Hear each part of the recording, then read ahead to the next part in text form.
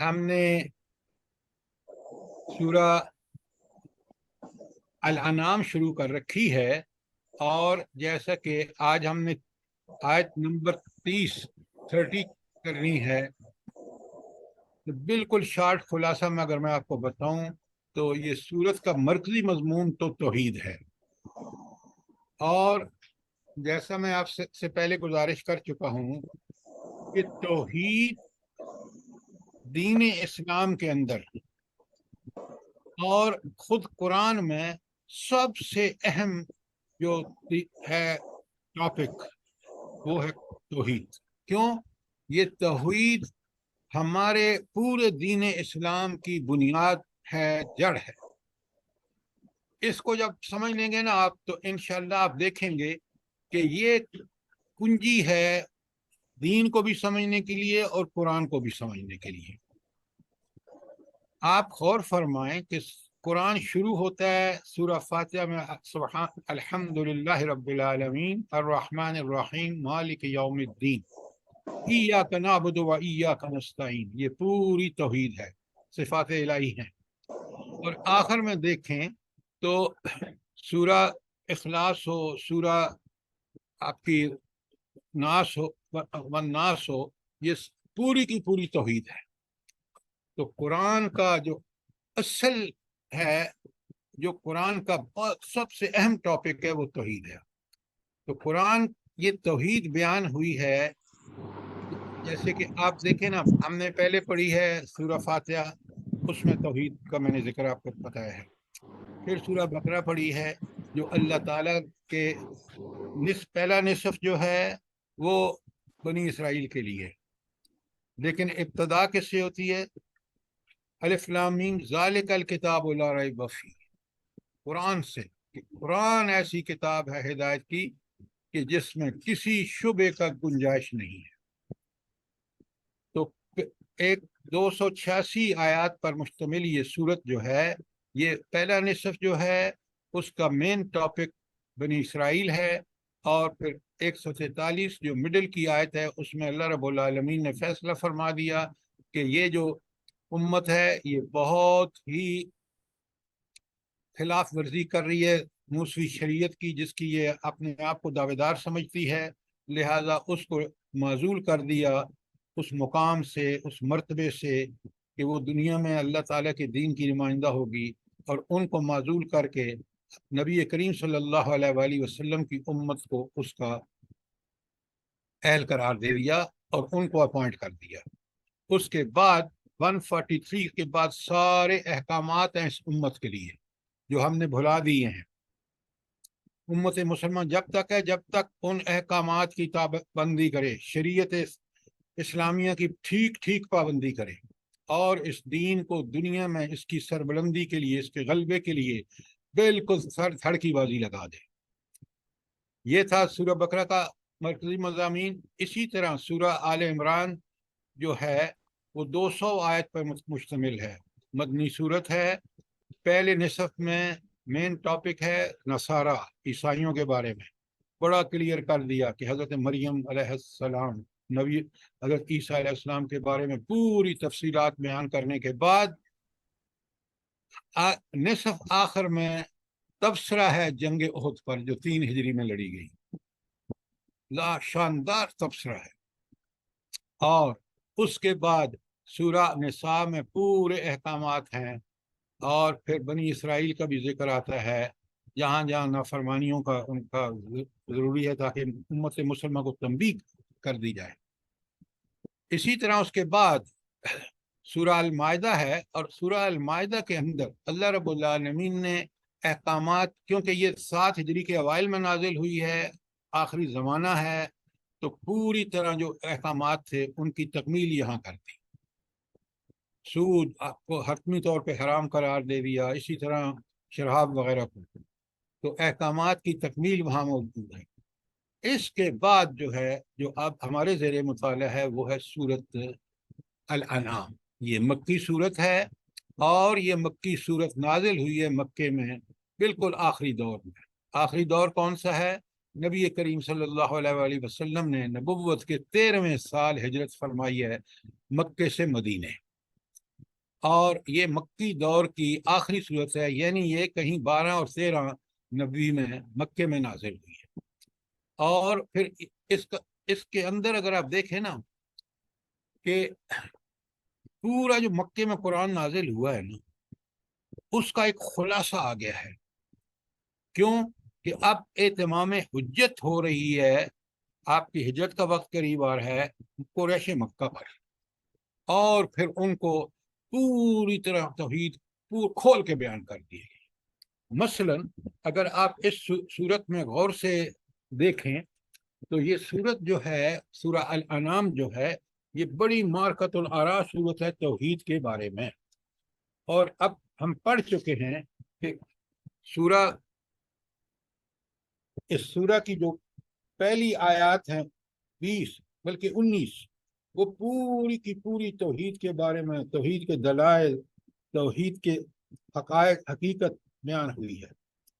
اور پھر 20ویں آیت میں اللہ تعالیٰ نے بتایا کہ یہ جو قرآن اور یہ جو حضور نبی کریم صلی اللہ علیہ وآلہ وسلم اللہ تعالیٰ کے آخری نبی ہیں، یہ بنی اسرائیل ان کو اچھی طرح پہچانتے ہیں، اس طرح پہچانتے ہیں جس طرح اپنے بچوں کو پہچانتے ہیں۔ 21 کے بعد اب ہم اس وقت آیت نمبر 30 پر ہیں، تو وہاں سب سے جو بڑی نقطہ مرکزی وہ ہے آخرت۔ اس لیے کہ اگر آخرت کا عقیدہ نہ ہو، فرض کیجئے، اس کی اہمیت کے لیے میں آپ سے بات کر رہا ہوں، اگر آخرت کا آخرت کا عقیدہ یا ایمان آخرت پر نہ ہو تو اس کا سب سے بڑا نقصان بلا کیا ہوگا؟ جلدی بتائیں کہ قرآن اگر نعوذ باللہ آخرت کا عقیدہ اسلام میں نہ ہوتا تو اس کا سب سے بڑا نقصان کیا ہوتا؟ سر نفسا نفسی ہوتی ہے، ہر بندہ اپنی خواہشات نفس پوری کرنے کے لیے لگ جاتا، گمراہ ہو جاتے۔ بالکل ٹھیک ہے۔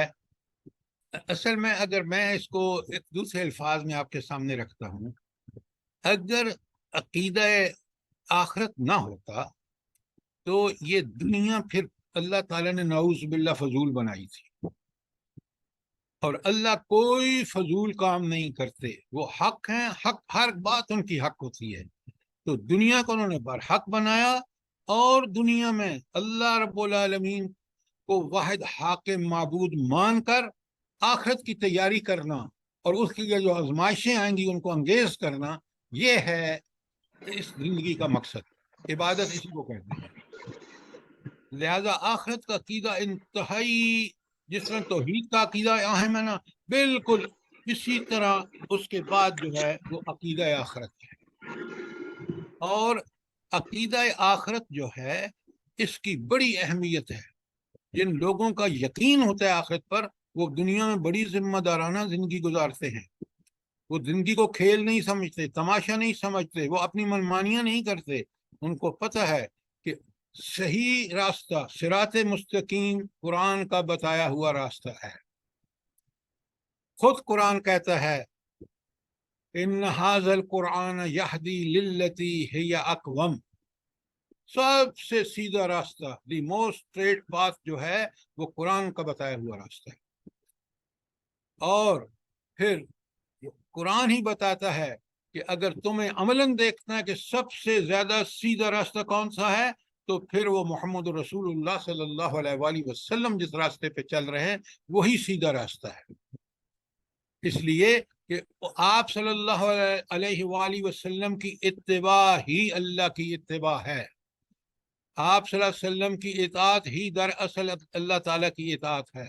من یطع الرسول فقد اطاع اللہ، جس نے رسول صلی اللہ علیہ وآلہ وسلم کی اطاعت کی گویا اس نے اللہ کی اطاعت کی، تو نمونہ ہے وہ۔ تو اب آپ دیکھ لیں کہ یہ وہ چیز ہے توحید، اور اس کے بعد آخرت، اس کے بعد رسالت۔ تو اب ہم نے آج 30 نمبر جو آیت ہے، اب ذرا ہم اس کو دیکھتے ہیں، اور پھر ہمیں سمجھ آئے گی کہ اللہ تعالیٰ نے سورہ انعام میں توحید کے بعد بیچ بیچ میں کتاب کا باتیں ہوئیں، اور اب دیکھیں آخرت کا منظر۔ اچھا، ایک اور بات بڑی سمجھنے کی قرآن کے طالب علم کے لیے، وہ یہ ہے کہ قرآن کا اصل مقصد کیا ہے؟ ان لوگوں کو خوشخبریاں دینا کہ جو اس قرآن و سنت کے مطابق اپنی زندگی ڈھال دیں۔ دنیا میں وہ بہترین سیرت و کردار کے لوگ ہوں گے جس طرح صحابہ اور صحابیات تھے، اور آخرت میں ان کے لیے جنت ہے۔ یہ بشارت دینے آیا تھا قرآن مجید بھی، اور خود سارے رسول اسی کے لیے لائے، اور خود نبی کریم صلی اللہ علیہ وآلہ وسلم کو قرآن نے کئی جگہوں پہ بشیر اور نذیر کہا۔ تو اگر بشارتیں ہم چاہتے ہیں تو ہم اس نبی کریم صلی اللہ علیہ وآلہ وسلم، جس کو خود اللہ رب العالمین نے قرآن میں کہا لَقَدْ كَانَ لَكُمْ فِي رَسُولِ اللَّهِ أُسْوَةٌ حَسَنَةٌ، تمہارے لیے اگر بہترین نمونہ ہے، رول ماڈل ہے، تو وہ محمد رسول اللہ صلی اللہ علیہ وسلم ہے۔ لہٰذا ہم میں سے ہر ایک کو اپنی زندگی کو انہی بنیادوں پر استوار کرنا چاہیے جن بنیادوں پر قرآن و سنت کی بنیادوں پر نبی کریم صلی اللہ علیہ وسلم نے کیا ہے۔ لہٰذا قرآن بھی بشیر اور نبی کریم صلی اللہ علیہ وآلہ وسلم بھی بشیر، اور قرآن بھی نذیر، اور اللہ کے نبی صلی اللہ علیہ وآلہ وسلم بھی نذیر تنبیہات کرنے والا، ڈرانے والا، خوف دلانے والا۔ کیوں ہے قرآن اور نبی کریم صلی اللہ علیہ وسلم؟ وہ صاف صاف بتاتے ہیں اگر تم نے اس قرآن کی مطابق زندگی نہیں گزاری، اس پر ایمان لا کر، اسی کو علم کو حاصل کر کے اسی کے علم کی بنیاد پر زندگی گزاری، تو پھر نہیں گزاری، اس کو لا کے اتنا نہیں سمجھا، اس کا انکار کیا، یا اس کو جھٹلایا کہ اس کے راستے میں روڑے اٹکائے، تو پھر دنیا میں بھی خواری ہے۔ تم دنیا کی سب سے بڑی طاقت کلیم کرنے کے باوجود تم ذلت اور پستی سے دوچار ہو گئے۔ آج امریکہ آپ کے سامنے ہے، جس طرح اس نے ذلت اور پستی سے شکست کھائی ہے افغانستان میں، یہ تاریخ کا حصہ رہے گی۔ بشارت تھی ان مجاہدین کے لیے جنہوں نے اس اللہ پہ بھروسہ کر کے اس کی کتاب کے مطابق شہادتیں پیش کی۔ تو لہٰذا قرآن ایک ایسی کتاب ہے جو ہر زمانے میں اپنی صداقت اس نے منوائی ہے۔ تو آج ہم دیکھتے ہیں عقیدت توحید تو ہم نے پڑھا، آج ذرا سنیں، دیکھیں کہ اللہ تعالیٰ کیسے انذار فرماتے ہیں آخرت سے۔ میں پڑھ رہا ہوں آپ کے سامنے سورہ انعام کی آیت نمبر 30۔ بسم اللہ الرحمن الرحیم۔ وَلَوْ تَرَىٰ إِذْ وُقِفُوا عَلَىٰ رَبِّهِمْ۔ اگر آپ عربی سمجھیں نا تو کیا بات ہے۔ یہ وہ لو ترا جو ہے نا، یہ انسان کو دعوت دی گئی ہے، دیکھو ذرا غور کرو اس پہ، جو بات آگے آ رہی ہے اس کو ذرا اچھی طرح چھان پھٹک کے دیکھو۔ ولو ترا، کاش تم دیکھتے۔ کس وقت؟ اذ وقفوا علی ربہم، جس وقت وہ اپنے رب کے سامنے کھڑے کیے جائیں گے۔ یہ کون سا منظر ہے بلا؟ کون سا حشر کا۔ منظر؟ حشر کے میدان، آخرت کا منظر، سوال و جواب کا منظر ہے، بالکل حساب و کتاب کا منظر ہے۔ رب کے سامنے تو کھڑے ہوں گے نا حساب و کتاب کے لیے۔ بالکل ذرا آیت کے اندر اتر کے دیکھا کریں۔ وہ کفو اللہ ربہم، وہ کھڑے ہوں گے اپنے رب کے سامنے۔ حشر کے میں بھی یہ خاص مقام ہے جس کا قرآن ذکر کرے۔ قال، ان سے کہا جائے گا الیس ھذا بالحق، کیا یہ سب کچھ حق نہیں ہے؟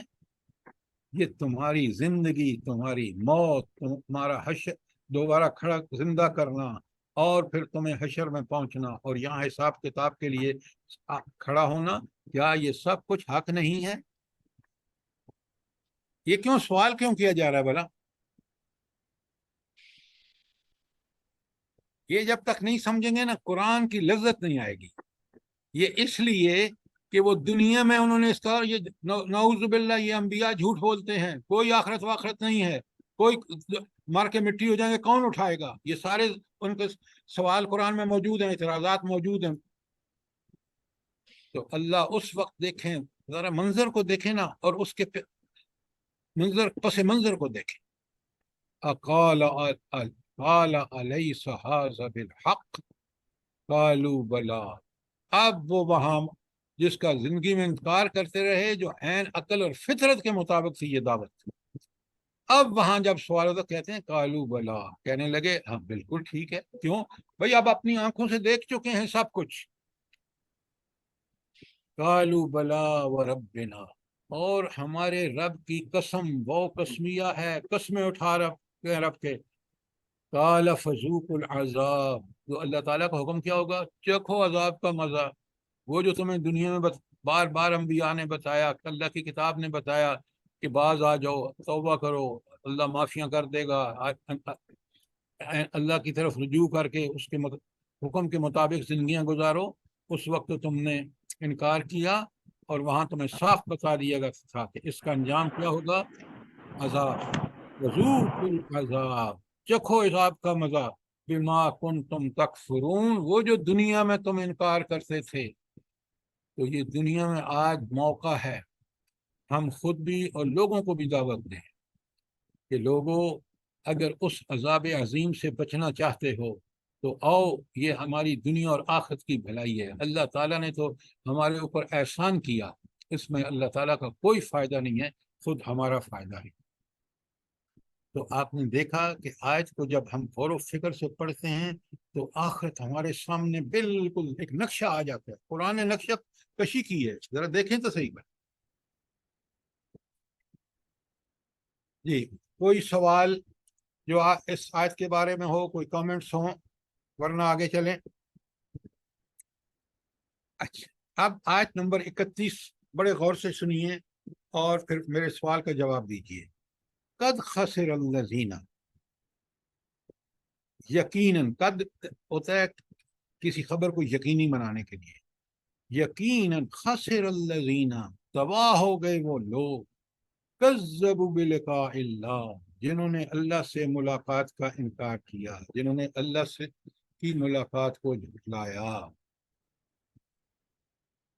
اچھا، آپ کو پتہ ہے، دیکھیں نا، قرآن کا طالب علم جو ہے نا، اگر ہم جب قرآن کو پڑھیں گے تو یہ جو لقاء اللہ کا لفظ ہے کہ اللہ سے ملاقات، یہ آخرت کا سب سے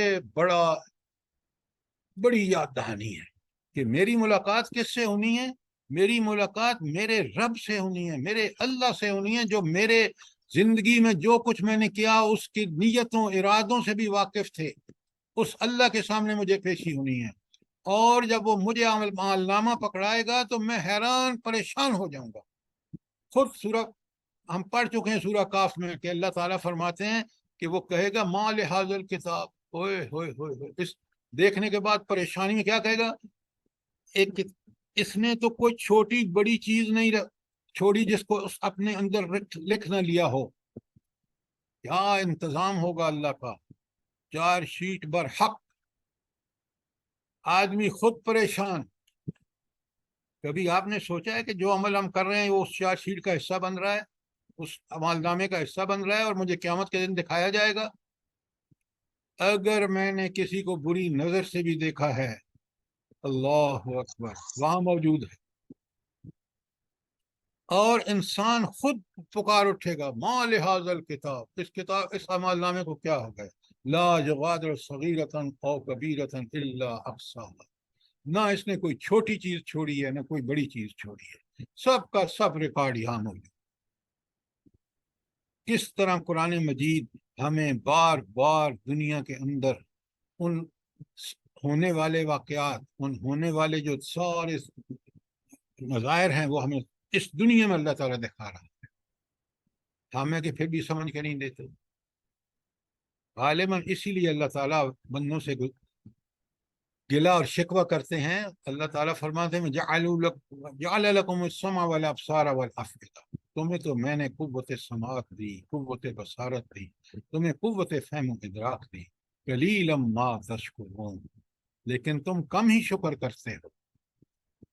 دی تو اس لیے تھی کہ تم اپنے مالک، خالق، رازق اور حاکم کو پہچانو. اس دنیا کے نظام کو دیکھ کر جس میں کوئی کجی نہیں ہے، تم میں فوراً اس عقل، اس قوت سماعت، اس قوت بصارت کا ٹھیک استعمال کرتے تو اپنے رب کو پہچان لیتے، اس کی عظمتوں کو پہچان لیتے، اس کے کمال و جمال کو پہچان لیتے۔ لیکن تم تو اس عقل کو سارا دنیا پرستی میں لگا دیا، مال پرستی میں لگا دیا، اولاد پرستی میں لگا دیا، حالانکہ یہ اللہ نے تو تمہیں آزمائش کے لیے دی تھی۔ ذرا سوچیں، دیکھیں قرآن کس طرح ہمیں جھنجھوڑتا ہے۔ تو اللہ تعالیٰ فرماتے ہیں قد خسر الذین کذبوا بلقاء اللہ، تباہ و برباد ہو گئی یقیناً وہ لوگ جنہوں نے اللہ سے ملاقات کو جھٹلایا۔ حتی اذا جاءتهم الساعۃ بغتۃ، اچانک قیامت آئے گی۔ اللہ اکبر، پڑھیں آپ ذرا، بندہ کہیں لے گئے ہوگا خرید و فروخت کے لیے، اس کو اتنی فرصت بھی نہیں کہ واپس گھر پہنچے۔ قیامت جب آئے گی، اور کوئی زیادہ دور نہیں ہے اب، جب آئے گی تو اچانک آئے گی، کسی کے وہم و گمان میں بھی نہیں ہوگا۔ اور قالو، پھر اس وقت وہ کہے گا یا حسرتنا، ہے افسوس، اس بات پہ افسوس، الا ما فرطنا فیہا، میں نے اس کے بارے میں کس کوتاہی سے کام لیا۔ وَهُمْ يَحْمِلُونَ أَوْزَارَهُمْ، اور وہ اپنے بوجھ اپنی پشتوں پر اٹھائے ہوں گے۔ کس کا بوجھ ہوگا یہ؟ گناہوں کا بوجھ، نافرمانیوں کا بوجھ، یہ اپنی پیٹھوں پر اٹھائے ہوں گے۔ الا ساء ما یزرون، کتنی بری ہے چیز جسے وہ اٹھائے ہوئے ہیں، خبردار۔ اچھا، اگر اس آیت کو پڑھیں، پوری آیت کو، اور آپ کو ایک فقرے میں اس کا عنوان دینا ہو، ٹائٹل دینا ہو، تو بھلا وہ کیا ٹائٹل دیں گے آپ؟ سر پچھتاوا، کہ اللہ کے سامنے حاضر ہو کے تو اس کو حساب کتاب دینا پڑے گا۔ مکذبین قیامت کی حسرت، اور رونگٹے کھڑے ہو گئے ہیں میرے، تو آنسو آ رہے ہیں، مجھے تو سمجھ نہیں آ رہی کہ کیا منظر ہوگا اور کیا کریں گے ہم۔ جزاک اللہ۔ ساری خرابیوں کی جڑ کیا ہے؟ آخرت فراموشی۔ دنیا میں ساری دھاندلیاں جو کر رہے ہیں، کاش ان کو یہ پتا ہو کہ ایک ایک چیز کا حساب دینا ہوتا ہے۔ تو جو لوگ آخرت کو بھلا دیتے ہیں، وہ پھر دنیا میں ہر برائی کرتے ہیں، تو آخرت بھلانے کا انجام یہ ہے کہ جہنم میں جائے گا۔ آخرت کو مت بھولیں، اللہ تعالیٰ سے ملاقات ہونی ہے، اللہ تعالیٰ کے سامنے حساب ہونا ہے۔ یہ وہ ریمائنڈر ہے، یہ وہ یاد دہانی ہے جس کے ہمارے ذہنوں میں تازہ رہے، ہم دنیا میں کبھی کوئی فراڈ نہ کریں۔ یہ تو ایسا ہے نا سر کہ صبح اٹھیں تو اس چیز کو دماغ میں رکھیں کہ ہم نے سارا دن کوئی ایسا کام نہیں کرنا جس سے ہمارا رب ناراض ہو۔ اللہ ہمیں اس پہ لے آئے، اللہ تعالیٰ ہمیں لے آئے، توفیق دے ہم سب کو کہ ہم اس چیز کو اپنے دماغ میں رکھیں، دل میں رکھیں۔ بالکل آپ نے ٹھیک کہا، لیکن اس کو دل و دماغ پر مسلط کون سی چیز کرے گی؟ قرآن کے اللہ کا ساتھ خوف تعلق، کرے گا، قرآن قرآن کرے کے گا۔ ساتھ تعلق، قرآن کے ساتھ تعلق۔ حضور نبی کریم صلی اللہ علیہ وآلہ وسلم کو جب میری زندگی میں اگر میں نے یہ فیصلہ کر لیا، غور سے سنیں، کہ میں نے اپنے رب کی اس کتاب کو اپنا رہنما اور ہادی بنانا ہے، تو یہ تو میں جب یہ آیت اور اس جیسی ہزاروں آیتیں میں روز پڑھوں گا تو میں کیسے گمراہ ہو سکتا ہوں؟ اس کے ساتھ میں اللہ سے دعائیں بھی مانگوں، یہ انسان کے اپنے بس کی بات نہیں ہے، لیکن جب اللہ کی طرف رجوع کر کے اللہ سے دعائیں مانگے تو اللہ ضرور اس کو دیتا ہے۔ قرآن میں وعد ہے اللہ کا، یہدی من ینیب، اللہ اس کو ہدایت دیتا ہے جو اللہ کی طرف رجوع کرتا ہے۔ یہدی من اناب، رجوع جس کو ہدایت اس کو ملتی ہے جو رجوع کرے گا، ماضی میں، مضارع میں، ہر جگہ، ہر زمانے میں اللہ کی طرف رجوع۔ قرآن جو ہے وہ ہمیں یہ یاد دہانی، یہ ہمارے ذہن میں زندہ اور تازہ رکھتا ہے جب ہم اس سے تعلق ہوتا ہے۔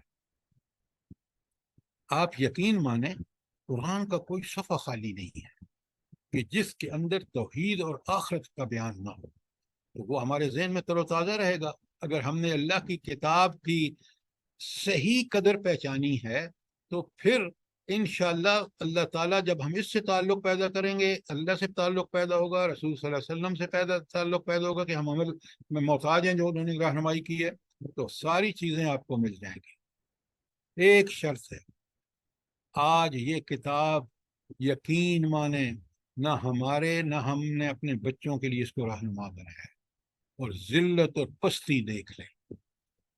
اس وقت دنیا کا یہ وہ ملک ہے جس کے اندر نہ قانون، نہ کوئی عدالت، نہ کوئی جج، نہ کوئی حکمران، فری فار آل، اس لیے کہ قرآن سے تعلق نہیں ہے۔ ہم اللہ کے بندے نہیں ہیں، ہم کوئی شیطان کا بندہ ہے، کوئی اپنی خواہشات کا بندہ ہے، کوئی دنیا کا بندہ ہے، کوئی لوٹ مار کا بندہ ہے۔ تو یہ چیزوں سے تو بندہ اسی وقت بچ سکتا ہے جب قرآن و سنت کے ساتھ اس کا ایک بڑا وَاعْتَصِمُوا بِحَبْلِ اللَّهِ جَمِيعًا، تم سارے مل کے اللہ کی اس کتاب کو مضبوطی سے پکڑ لیں۔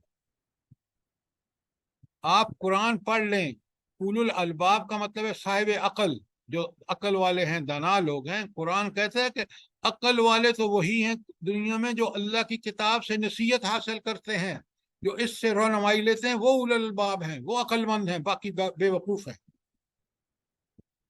قرآن نے کتنا برحق کہا ہے۔ آپ سوچیں آج ہمارا قومی تشخص خطرے میں ہے۔ قرآن کو سمجھیں، قرآن کو پڑھیں، اور اس سے تعلق ایسا رکھیں کہ تاکہ یہ دل و دماغ پر ہمیں اسی کی احلاط اور احکامات چھائے رہیں۔ اچھا، میں اب تھوڑا سا آپ کو بتاؤں گا کہ یہ جو قرآن میں آیا ہے نا کہ اللہ تعالیٰ سے ملاقات، ذرا آیات کا حوالے لکھیں تاکہ آپ کو پتہ چلے کہ کبھی ہم نے سوچا بھی نہیں کہ قرآن بار بار اس ملاقات کا ذکر کر رہا ہے۔ وہ کون سی آیات ہیں؟ لکھیں، یونس کی آیت 45،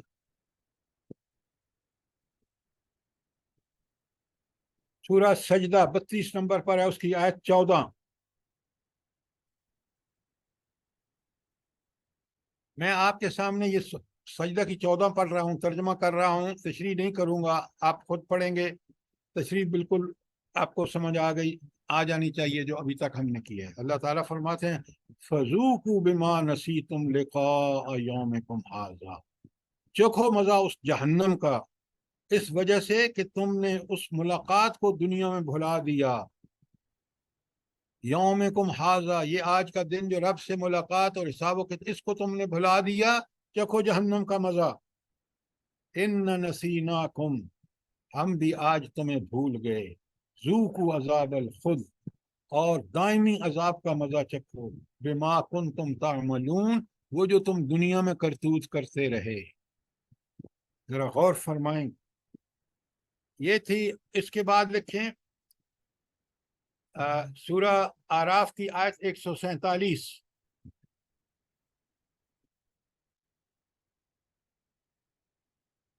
یہ لقاء اللہ کا بڑا لاجواب مجموع ہے آیات کا، اس کو ضرور دیکھیں۔ 147 میں اللہ تعالیٰ اعراف میں فرماتے ہیں والذین کذبوا بآیاتنا، جن لوگوں نے ہمارے احکامات کو جھٹلایا، ولقاء الآخرۃ، اور اس آخرت کی ملاقات کو بھی جھٹلایا، حبطت اعمالہم، ان کے سارے اعمال ضائع۔ هل یجزون الا ما كانوا یعملون، سبحان اللہ، سوال دیکھیں، کیا ان کو اس کا پورا پورا بدلہ نہیں دیا جا رہا، وہ جو کرتوت دنیا میں جو عمل کرتے رہے؟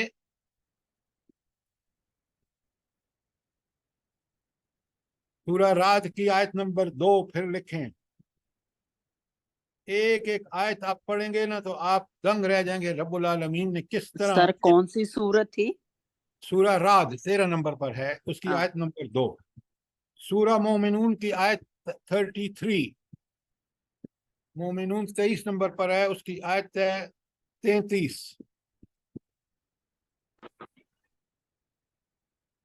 اور سورہ عنکبوت، اس کی آیت نمبر 5۔ ذرا سنیں اس آیت کو، چھوٹی سی آیت، لیکن ہدایت اللہ رب العالمین نے جس طرح بیان فرمائی ہے نا اس کتاب میں، اس کی مثال آپ کو کہیں نہیں مل سکتی۔ من کان یرجو لقاء اللہ، جو کوئی اللہ سے ملاقات کا امیدوار ہو، اب ہم میں سے ہر ایک کو امید رکھیں گے تو ہو کے رہے گا، ہم امید نہ رکھیں تو کیا وہ ملاقات نہیں ہوگی، حساب و کتاب نہیں ہوگا؟ من کان یرجو لقاء اللہ، جو کوئی اللہ تعالیٰ سے ملاقات کا امیدوار ہو، فإن اجل اللہ لآت، یاد رکھو وہ وقت آ کے رہے گا، یعنی اللہ سے تمہاری ملاقات ہونی ہی ہونی ہے۔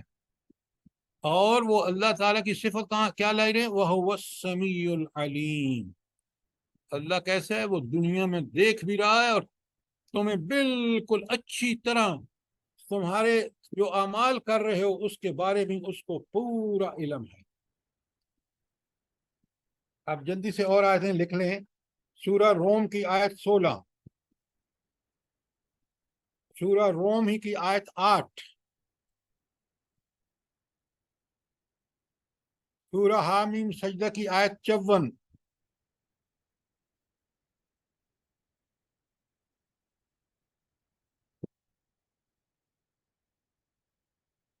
سورہ فرقان کی آیت 21،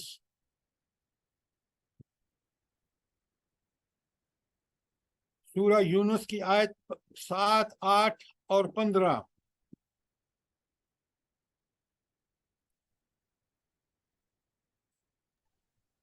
سر یہ دوبارہ بول دیں، کیا بول رہے ہیں؟ جی یہ آخر میں جو میں نے بولی ہیں وہ ہے سورہ یونس، لکھیں آیت 7 تا 15، ساری لکھ لیں تاکہ اس میں اکثر آیتیں اسی کے بارے میں۔ سورہ یونس آیت 7 تا 15۔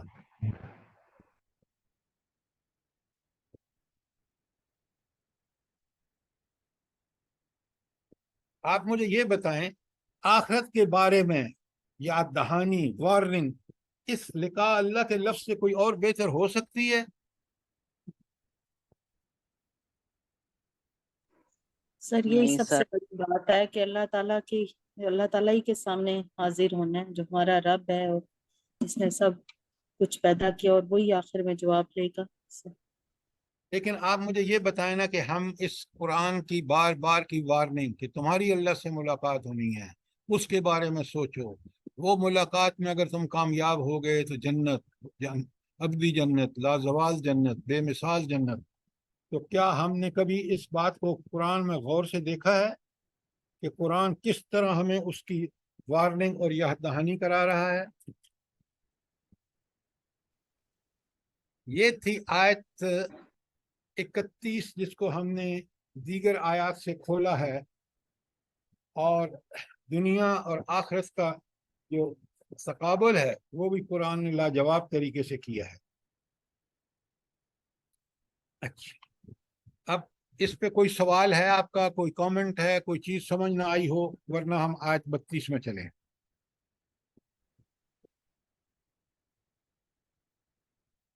اگر کوئی سوال نہیں ہے تو میں پڑھ رہا ہوں آیت سورہ انعام کی آیت 32۔ بسم اللہ الرحمن الرحیم۔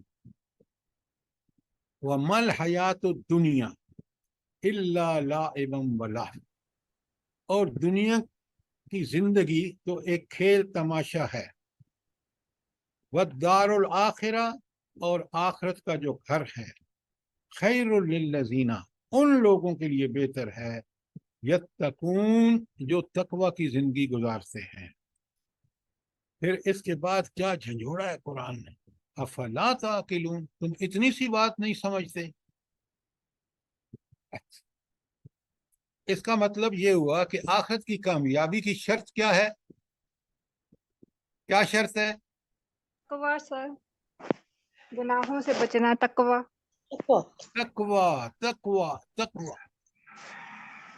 قرآن مجید میں 64 مرتبہ واتقوا اللہ کا لفظ آیا ہے۔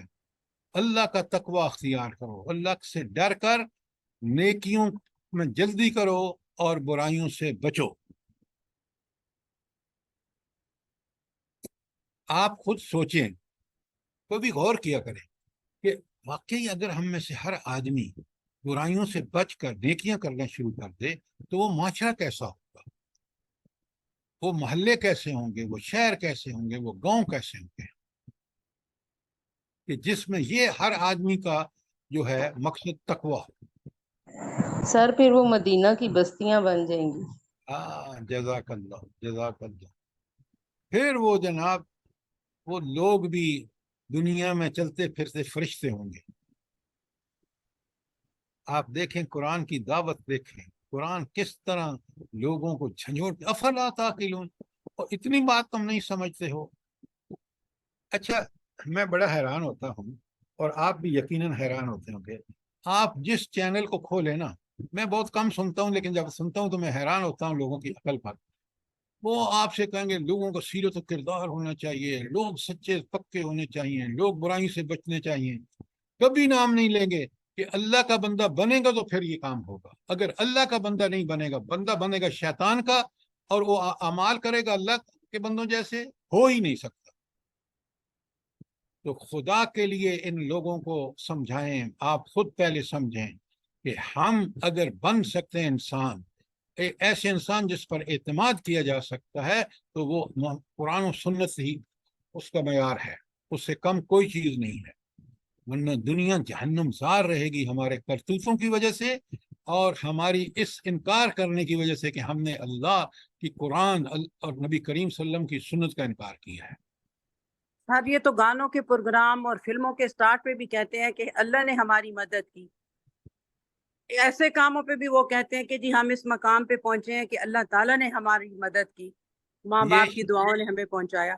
बेशक आप लोगों की गलत बात को ठीक तरीके से बयान कर रहे हैं, लेकिन ये दरअसल वो जो कहते हैं, वो अल्लाह की तो कभी ये चाहत नहीं थी कि वो इस शैतानी काम करें।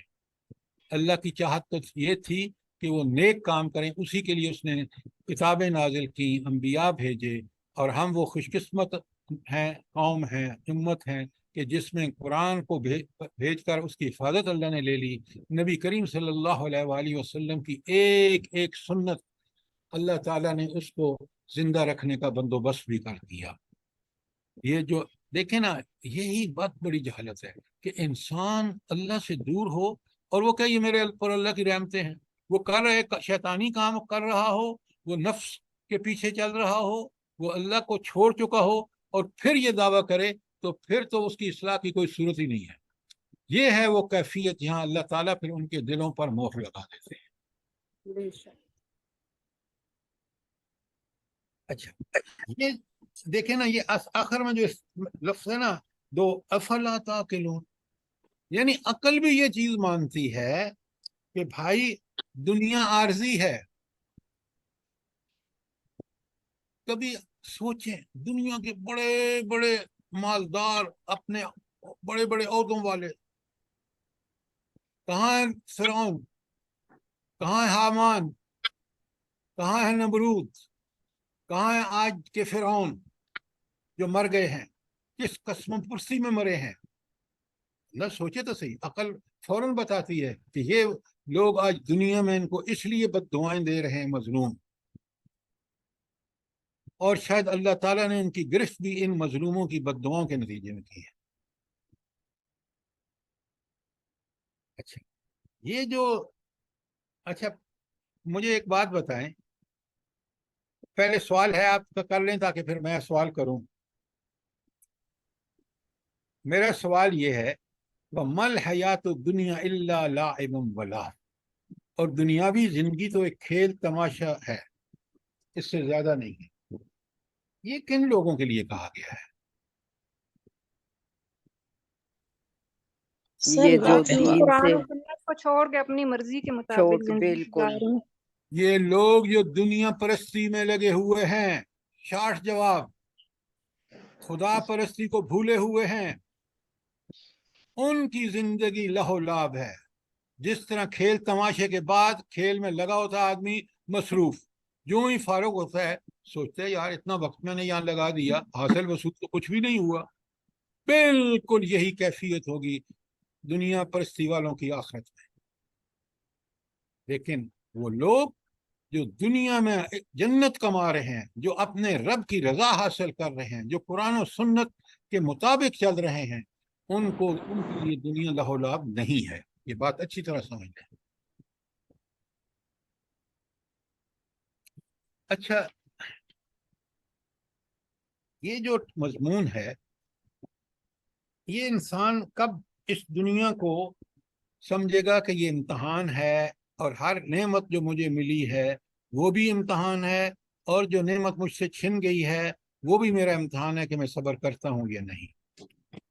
تو یہ چیز جو ہے یہ کیا انڈیکیٹ کرتی ہے؟ سر یہ آخرت کا یقین۔ نہیں، آپ تھوڑا سا اگر اس کو ماڈیفائی کریں نا، یہ دنیاوی زندگی کی حقیقت کے بارے میں ہم بالکل بے خبر ہیں۔ ہم نے جو حقیقت سمجھی ہے کہ مال بناؤ، کوٹھیاں بناؤ، کاریں بناؤ، فلاں کرو، یہ کرو، اور کرتے کرتے بالآخر قبر کے پہنچ جاتے ہیں، کثرت طلب میں لگے رہتے ہیں دنیا کی، حالانکہ وہ مال اللہ دیتا ہے اور آزمائش کے لیے دیتا ہے۔ لہذا اصل جو مسئلہ ہے انسان کا وہ دنیا کی حقیقت سے بے خبر ہے، اور آخرت کی حقیقت سے بھی بے خبر ہے۔ اگر اس کو دنیا کا عارضی پن، دنیا کی بے بساط، بس دنیا کی جو انسان دنیا کے اندر جس طرح رہتا ہے اور جو کچھ اس کو استعمال کرتا ہے پھر سب یہیں چھوڑ کے چلا جاتا ہے، تو اس کو انسان کبھی نوٹ ہی نہیں کرتا۔ چند روزہ زندگی، عارضی زندگی کے پیچھے وہ اس کی آسائشوں میں پاگل ہو رہا ہے، اور یہ بھول گیا کہ وہ اس کائنات میں اللہ کا نائب بنا کے بھیجا گیا ہے۔ اللہ نے اس کو ذرائع، وسائل، صلاحیتیں، اس کو سب کچھ دیا تاکہ وہ کام کرے جو اللہ نے اس کو دیا ہے، وہ اسائنمنٹ پورا کرے، وہ ورک پورا کرے جو اللہ نے اس کو اسائن کیا ہے، بحیثیت نائب کہ اللہ کی عبادت کرے۔ وہ دنیا کے پیچھے پڑ گیا۔ یہ ہے وہ خرابی کہ آخرت کے مقابلے میں دنیا کو ترجیح دے دی۔ اگر آپ مجھے بتائیں ایک عقل مند آدمی کو کے سامنے رکھ دیں کہ بھائی یہ چند روز میں تمہیں عیاشی ہے، جو مرضی ہے کھاؤ پیو، اور اس کے بعد تمہیں جیل میں بھیج دیا جائے گا، دائمی جیل میں، تو مجھے یہ بتائیں کہ وہ آدمی کس چیز کا انتخاب کرے گا؟ بتائیں نا مجھے، کس بات کا انتخاب کرے گا؟ آزادی کا۔ وہ کہے گا میں دنیا کے چند روزہ زندگی میں مشکلات برداشت کر سکتا ہوں، لیکن وہ دائمی جیل مجھے قبول نہیں ہے۔ یہی کہے گا نا۔ بھائی میں نے آپ کے سامنے مثال رکھی ہے، کوئی ایسا مہمہ تو ہے نہیں، تو جواب آپ ہر آدمی کا جواب یہ ہوگا کہ اگر میرے پاس چوائس ہو کس کا، کہ چند روزہ زندگی اس میں عیش و عشرت، اور اس کے بعد ایک جیل، جہنم جیسی جیل، تو ان دونوں میں سے کس کا چوائس کرے گا؟ کس کو انتخاب کرے گا؟ کس کو پسند کرے گا؟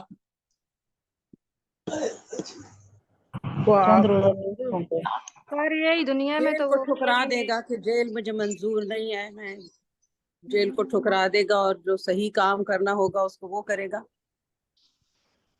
یہ ایک عقل انسان کو دی ہے، یہ انسان سمجھ سکتا ہے۔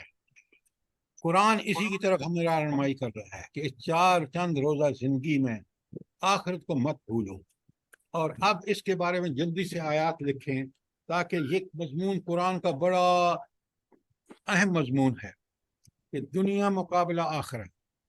سورہ نساء کی آیت 77، دنیا بمقابلہ آخرت ٹائٹل ہوگا۔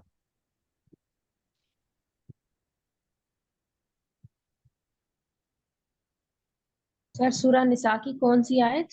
آیت 77۔ اچھا، پہلے سمجھنے سے پہلے آپ واپس آئیں نا آیت 32 میں۔ اللہ تعالیٰ فرماتے ہیں کہ آخرت کس کے لیے بہتر ہے بھلا؟ آخرت کس کے لیے بہتر ہے؟ دنیا میں اختیار کرنے والوں کے لیے۔ تقوی اختیار کرنے والوں کے لیے۔ صحیح لفظ بولیں قرآن کا۔ آخرت ان کے لیے بہتر ہے جو تقوی اختیار کریں گے۔ یہ آیت نمبر 32 جو آپ کی سورہ نام کی ہے۔ اب سنیں، میں نے آپ کو لکھا، یہ سنیں ذرا آیت، دیکھیں کس طرح اللہ تعالیٰ نے کھول کھول کے چند الفاظ میں کل متاع الدنیا قلیل، اے نبی کریم صلی اللہ علیہ وسلم ان کو بتاؤ دنیا کا متا مال و متا بہت بہت تھوڑا ہے. جتنی تمہاری چند روزہ زندگی ہے اس میں استعمال کے لیے ہے، اس کے بعد تم نے سب یہیں چھوڑ جانا ہے. کل متاع الدنیا قلیل، کیا چند الفاظ میں، والآخرۃ خیر لمن اتقی، اور آخرت اس کے لیے بہتر ہے جس نے تقوی اختیار کیا. وہی بات دیکھیں کتنے چند الفاظ میں سورہ نساء میں بتا دی گئی. اگر اس قرآن سے میرا تعلق ہونا تو میں تقوی کی زندگی کو کبھی بھی نہ چھوڑوں. میں ہمیشہ سر آیت نمبر سورہ نساء کی آیت 77. اچھا، یہ آپ انعام کی 32 کے ساتھ لکھیے قرآن میں، اور اس کے بعد ہے سورہ توبہ کی آیت 38، سورہ رعد کی آیت 26،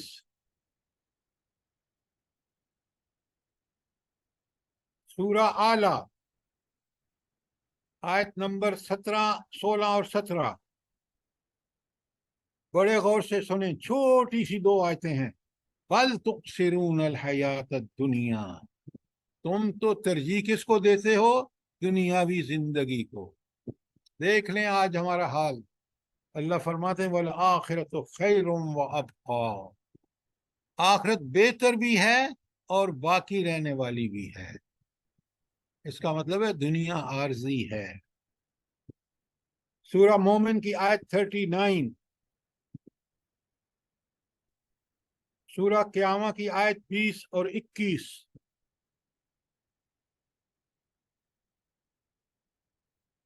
سنیں اللہ تعالیٰ کیا فرماتے ہیں قیامہ کی 20-21 میں. کلا، ہرگز نہیں.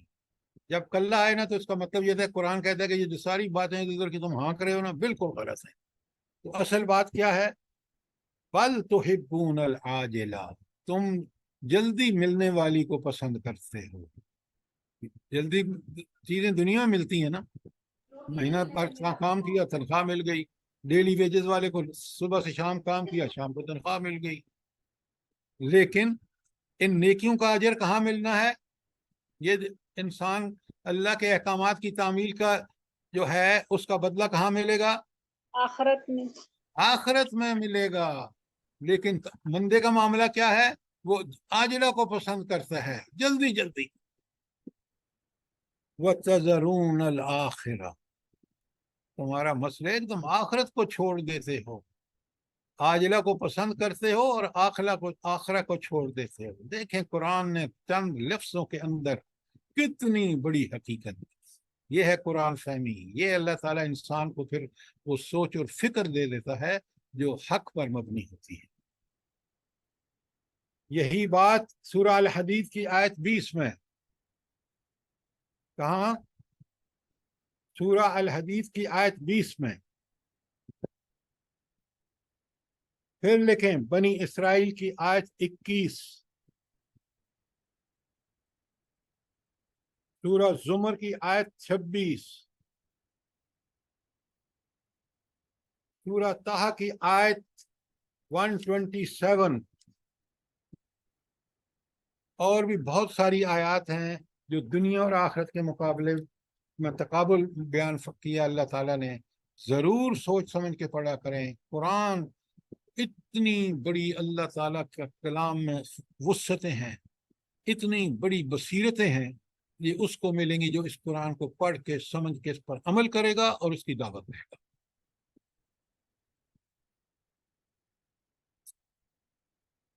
تو آج ہم نے صرف 2 آیتیں کی ہیں اور دونوں آخرت کے بارے میں. پہلی تھی 3 کی ہیں. پہلی تھی 30، اور 30 میں اللہ تعالیٰ نے قیامت کے روز لوگوں کو سامنے جب دیکھ رہے تھے، حساب و کتاب ہو رہا تھا، اعمال نامے ان کو مل رہے تھے، اور عین اس وقت جہنم اور جنت جو تھی وہ سامنے بھڑک رہی تھی. جہنم بھڑک رہی تھی اور جنت اپنے سارے مناظر کے ساتھ موجود تھی. اس وقت جب اس سے سوال کیا جائے گا تو کیا جواب دے گا؟ یہ آیت نمبر 30 میں ہے. اور 31 میں پھر بتا دیا گیا کہ یہ جو تمہاری اللہ کے ساتھ ملاقات ہونی ہے نا، جس میں تمہیں اعمال نامہ دیا جائے گا، تم سے حساب کتاب لیا جائے گا، اس وقت تم نے کس کے سامنے پیش ہونا ہے؟ اپنے رب کے سامنے پیش ہو، اور جب تم اپنے رب کے سامنے پیش ہوگے تو پھر تمہیں لگ پتہ جائے گا، اعمال نامہ ملے گا تو حیران پریشان ہو جاؤ گے، اور اس کی تفصیلات ہم نے دیگر آیات میں نے لکھوا دی آپ کو، اور پھر بتایا کہ اصل مسئلہ کیا ہے۔ اصل مسئلہ یہ ہے کہ دنیا اور آخرت دو انسان کے سامنے ان سے گزرنا ہے۔ دنیا کو اگر انسان پسند کر کے دنیا پرستی میں لگ جائے گا، اس کا نتیجہ بتا دیا گیا، اور اگر اس نے قرآن و سنت جو اللہ کا اپنے خاص اپنے فضل سے اس کی رہنمائی کے لیے دنیا میں بھیجی ہے، اگر وہ اس کے مطابق زندگی گزارے گا تو اس کو کیا نعمتیں ملیں گی۔ حوالے میں نے آپ کو دے دیے ہیں، اب آپ کا کام ہے کہ آپ ان آیات کو ان کے ساتھ ملا کر پڑھیں، سمجھیں، تو انشاءاللہ یہ عقیدہ آخرت کا پورا صحیح عقیدہ آپ کے ذہنوں میں بالکل رچ بست ہے، اور پھر اگر اس قرآن کے ساتھ ہم اپنا تعلق رکھیں گے جو ایک مومن کو رکھنا چاہیے، یہ ہماری کتاب زیر مطالعہ رہنی چاہیے، ڈیلی بیسس پر رہنی چاہیے، اور اس کے مضامین کو ہم سمجھیں، ان کو ایبزارب کریں، تاکہ یہ ہمارے دل و دماغ پر نقش ہو جائیں اور انہی کے مطابق ہم زندگی گزاریں۔ اللہ تعالیٰ مجھے بھی اور آپ سب کو اس کی توفیق عطا فرمائے۔ کوئی سوال، کوئی کامنٹس ہوں تو ضرور دیجیے۔